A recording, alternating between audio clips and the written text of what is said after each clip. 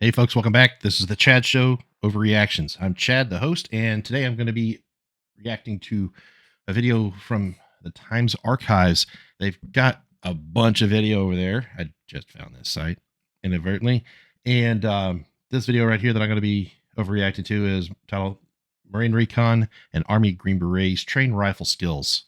This is from last year. And let's just get into it here.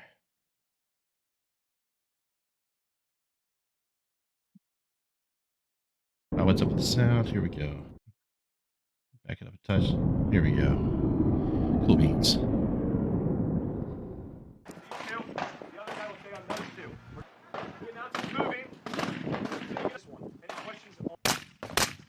The take of the guys in MARPAT are Marines, and the guys in Multicam are SF. Nice use of cover right there. He's squared up on the barricade, post rest, just cradling the rifle. Tucked in behind cover as much as possible. M17, huh? Okay, so third force. Some nice ranges out there.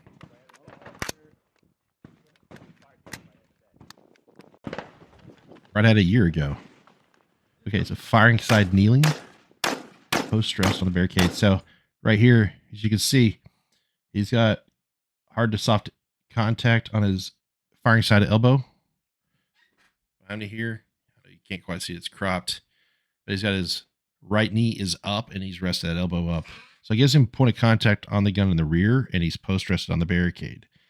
The coaching I would give would be, one, lock this support arm up, put full weight into the barricade with that left arm locked out. That's taking the strain. Easy on the rifle, especially that he's got barrel contact on the barricade. It's not a free floated barrel to start with. It is especially not now, and not as pressure pointed on barricade. That throws off the harmonic whip of the barrel under firing and will cause a point of impact shift at distance. Now, they're not too far from the target, but if you load that rifle, as in loading pressure into it, you will deflect the barrel and cause a point of impact shift, and your zero will be useless and unknown at that point. Typically, your round will shift opposite the point of contact. Ideally, with these non-free floated barrels especially, you don't want barrel contacting anything when you're firing. But if he were to press the gun through the port more, pressure on the arm locked out, right? Same position, but further off barricade. All your weight's into that, pushing into the barricade, and now the crook of your thumb, back of the web of your thumb, is now the soft support. So you have hard to soft to hard contact being the rifle, that third point of contact, but should be on the rail. Barrel is free floating, and that'll give you the most amount of accuracy. Hard on the barricade, soft on the rifle, because it's not free floated. If it was a free floated rifle and he had a foregrip or whatever on it, or a hand stop, jam the hand stop or the light into the barricade hard, because it's not going to deflect the barrel. This is just a snapshot in time. He might already know all this stuff. He probably does, but in the moment, that's what he's doing. Otherwise, sound position. All right, so he's doing a low port in full kit. Okay, he's trying to do rollover prone here, and he's got his elbow up. He's on top of a pistol in a drop rig, which sucks. He's trying to roll the gun over, and this is how far he can get because he's got his elbow up, because of all this side protection on there. It makes it really hard. I have a technique that I teach that relieves a lot of that pressure, and involves hand jive on the gun first as you're getting into position. And firing sidearm will be straight under the gun, keeping the ejection port clear. You're not blocking it. You're cradling the forend with your right arm, your firing sidearm. You're using your support hand to come across to fire the gun. But this gets this elbow out from underneath you because you got full kit on. This is rollover prone. He should have his right leg, or his down leg should be straight and on that hip, which sucks with that pistol for sure. You just got to suck up that point of pain. And then his support leg is cocked. His knee is drawn up to create gaps so he can breathe. But this arm is out from underneath him to create airspace at the ground, so he can get lower to the ground. And he would go from this 15 to 20 degree cant. He'd actually get closer to almost a 90 or full 90. Not quite. Another learning point there is that rifle canted optic, as you're firing, now your zero changes beyond, your point of impact changes beyond your initial point of convergence. That initial intersection of line of sight, your point of aim, and your bullet crossing it. Beyond that, it no longer returns back to your initial point of aim. It climbs off target, opposite direction of your magazine. So, like if you're peeing on a fence post and you're leaning, your arc changes whichever way you lean, or something. Squeaky chair. Sorry, squeaky chair. Hella uncomfortable position in kit. Kind of crowded his barricade a touch there. He could, honestly, if he's not careful, he could cause malfunction right there. And I'll show you how. He's so tight to barricade, you have an ejection port right there. And if he were to have to swing the gun around to engage a target to the left extreme, he's in danger of occluding that ejection port and causing a type 3 or type 2 or type 3 malfunction, depending on how severely he blocks it. He has his firing side leg back and planted, which could work. His support side knee is forward. Not the greatest balance, but he really got up on that cover. He should have decelerated about 3 steps back. He should have slowed down and slowed into cover, decelerated into cover. And that would have prevented him from telegraphing his muzzle so far past cover.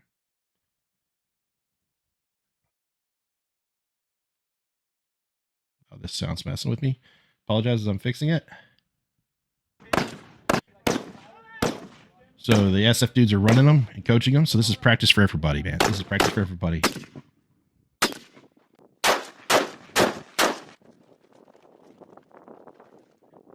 Still getting pretty tight to that cover to engage it. He's got some barrel contact there. At close range, it's not a huge deal until you have to go tiny with your acceptable accuracy. If you had to go surgical, it is possible, depending on how much pressure. And he's leaning over. He's putting pressure into that barrel. He is causing a point of impact shift on target, without a doubt. The trade-off here, having his support side knee up, makes it a lot easier to get up and move, because now he has that already planted. And if he plants that foot underneath him in this position, now he can push up without falling left or right. He can push straight up to stand and to move again. But he can easily get in that position. If he had both knees down, he'd be way more stable. If you were to take that support hand off the gun, extend his arm out, and make an L on the wall, palm to the wall, and then in the crook of the thumb, cradle the rail, not the barrel, and get the gun off the barricade, it'll maximize his accuracy at the same time as maximizing his stability, but he won't be introducing harmonic variances into the firing cycle of the weapon.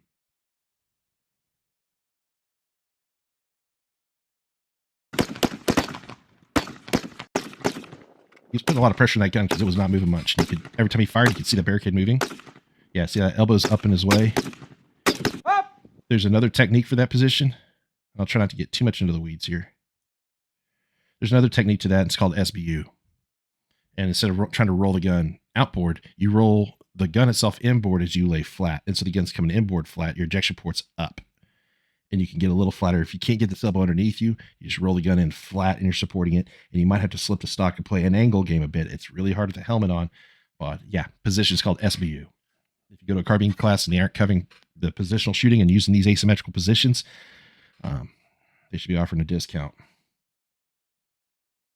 Not knocking these dudes at all. Like, these dudes are harder than me, for sure. And they got more natural ability, skill, all that stuff better than me in life. But I am pretty good at teaching.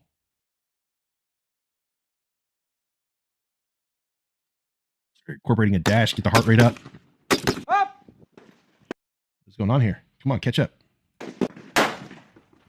Oh, to assume prone, cool. That guy's running the gun good. See how the gun's just kind of sitting back and pushing against him a touch? This one's going to lift him off target. Big difference between the two angles here. He's got both elbows down and he's cradling that forend. He's a little more bladed on the gun. The gun's going to run away from you a bit. It wants to, because the gun wants to run straight back till it has resistance, and then it wants to sit square against wherever that resistance is oriented, being your shoulders. So he's bladed, and he's got the way he's cradling the rifle itself, he's putting pressure up into the gun. So as the gun fires, the gun's going to run away from that pressure. Boom, muzzle wants to lift a touch. He has it down within his shoulder, which is good, but you can see it want to sit up a little bit. If he had the hand, not full C-clamp, he's got that LA5 on there, makes it a little bit harder. But if he had his elbow up a little higher, not full exaggerated, but at least up more and pulling straight back into his shoulder, he would have less lift on the muzzle as he fires. But if he squared up his shoulders, the gun would sit back flatter. See how one step it's running just like on the Barricade. If you're cradling it here, it's gonna run away from that pressure.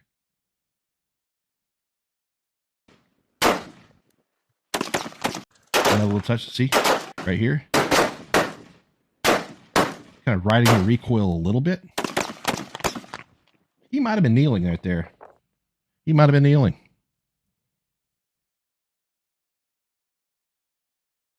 I can't see far enough down the screen, but if he could be doing a high kneeling position, elbow support, elbow support on his up knee, which would be his left knee. He might be doing that here. Yeah, he was. He's standing up. So, okay.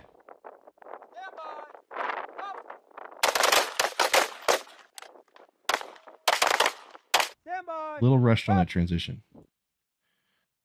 Little rush on that transition. Okay, first going back to that, he was in the kneeling and he had that elbow support. That's a super stable position. That goes back to Arcadia experience as Marines. That elbow has to be directly under the gun.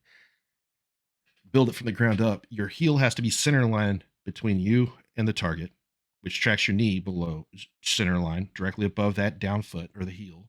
Your elbow, be your elbow into the heads or the end of your quadricep, so hard on soft, soft on hard, or forward of your knee, tricep on the knee itself, right? Not hard on hard ever. It's hard on soft or soft on hard contact, right? That has to be built from the ground up underneath the gun. But that's within the shooting world of not wearing jocked up kit. It's really hard to do that in armor. And so he's supporting it and his elbows not below the gun, or it's really hard to hold it there. And so it's more off axis, which increases sway and swing. You're muscling it to hold it on target, but invariably you're going to have more swing. If it's elbows exaggerated, I say mentally exaggerated to get there, boom, to hold it directly underneath the weight of the gun, because your hand's constantly under weight of the support in the front of the gun. If your elbow's underneath it, it minimizes the wobble zone. But if you're off axis at all, now you have an exaggerated wobble zone right there.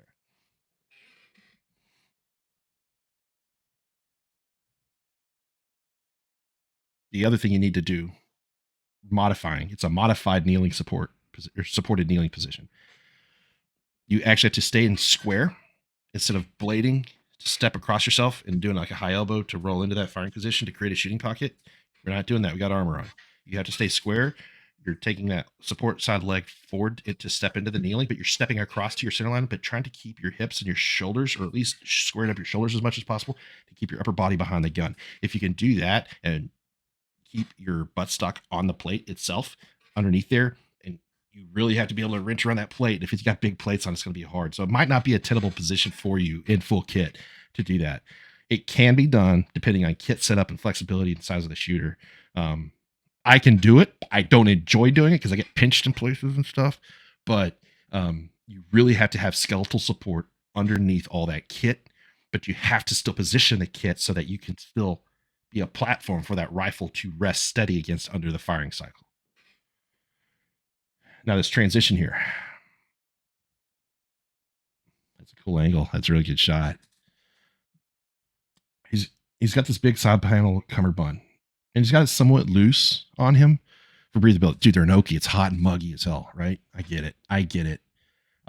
He's got the full thigh panel drop setup on the Safariland ALS.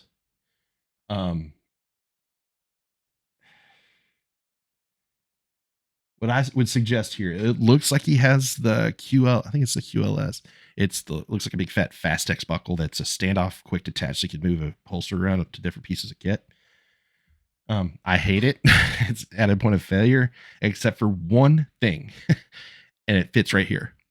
If he used the 3/4 drop, the hard mount, it's the black hard mount. There's a 3/4 drop that fixes it to the belt. It's not attached to your leg at all, similar to what the Rangers use, I believe.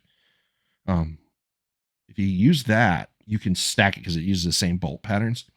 Use that QD. It's a 2-piece sandwich, so it adds about 3/8 of an inch thickness to it, or standoff of the holster off that extension. That creates more of a gap for you to get your hand around kit and down to establish that firing grip at the holster. He had a problem finding it, getting to it. Now, as he's actually, that looks like it's his hand reaching for it, reaching for the gun. Lead more with the thumb. Don't grasp at it like this.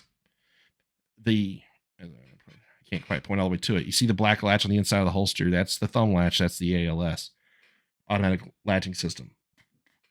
High thumb, lead with the thumb into the holster, feeling for that as you establish the grip. Drive your thumb past it, and you actuate that bump high on the thumb. And as you close the grip and close your thumb against it, it's already disengaged as you draw it, and you'll never lose it. You'll never fumble it.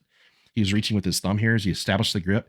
And if you're reaching for that latch with just the pad of your thumb and gloves, what happens is your hand can slip off. And if it's moving around on this janky thigh panel, once you lose it, you pull and it doesn't come free. Then you have to, and you fight it for a second. He got it out, and eventually, second or third try, it looks like it was kind of fumbledy looking, and that's just a couple tweaks.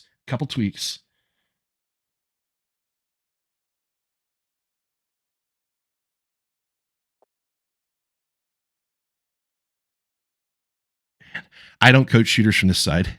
It's hard for me to read it all the time, so I'm doing a lot of guessing on here, just knowing body mechanics and where his hands must be moving to, the way he's standing. For right here, I would, if I was just coaching one-on-one, I would be off to his strong side so I could see more of him and what's going on. But I move around a lot. Okay, so transition. Okay, so he's establishing that grip. Straight trigger finger. I like it. So as his fingers aren't closed yet around the grip, and he's feeling for that latch.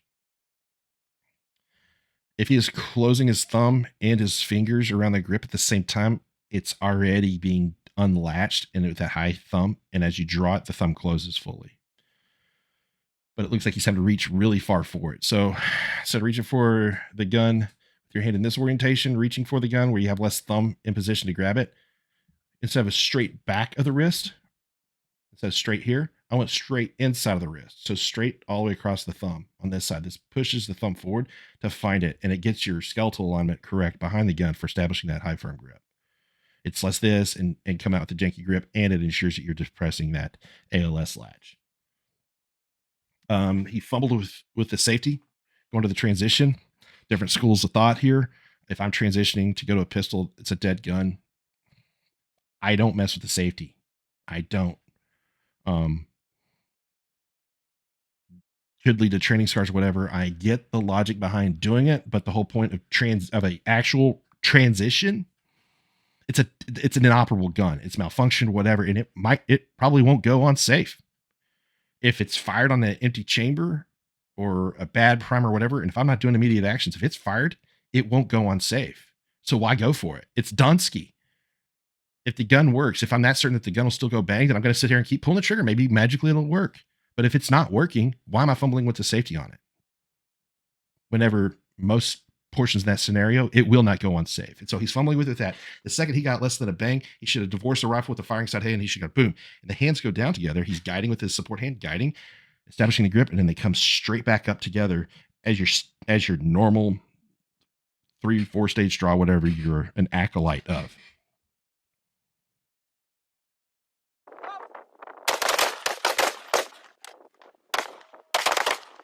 He fumbled with that latch a little bit. That's the fastest retention holster on the floor. Whatever variation from Safariland, it's the fastest retention holster. It's just a matter of how you approach it. So they got him doing down and backs. Range constraint. They're creating distance for a longer dash, which is good.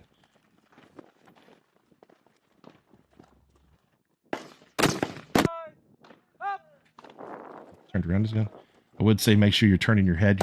Eyes lead the head. Head leads the body. But yeah, good stuff, man. Good to see this guy's out training. We idolized Force. We idolized him back in the day, man. It's cool to see him training. It's cool to see them working with SF. I guess I could charge that up as like recruiting the SF guys could, because really Force forever has been a pipeline for SF. So indirectly, but good stuff. Thanks for listening to me flap my gums a bit. Trying to remember the name of this channel here. Times Archive, dude. They got a ton here. I'll back up real quick. They got Times Archives, and they just, it's like by themes. They have got Forces of the World, USSF, Army, Marine Corps, Navy, Air Force, recruit training. They got my topic and tons of video. Good stuff. Check them out. Times archives, I'll try to remember to put a link in the description. If not, my bad. They're all over this janker behind me, so you can find them yourselves. Thanks once again to Force Recon for looking so good on camera. And thank you to Special Forces for all that you do and working with my guys. Until next time, thanks. Y'all be safe. Y'all have a good weekend, a good middle of the week, whatever time it might be. And yeah, see y'all round the bend. Y'all take care.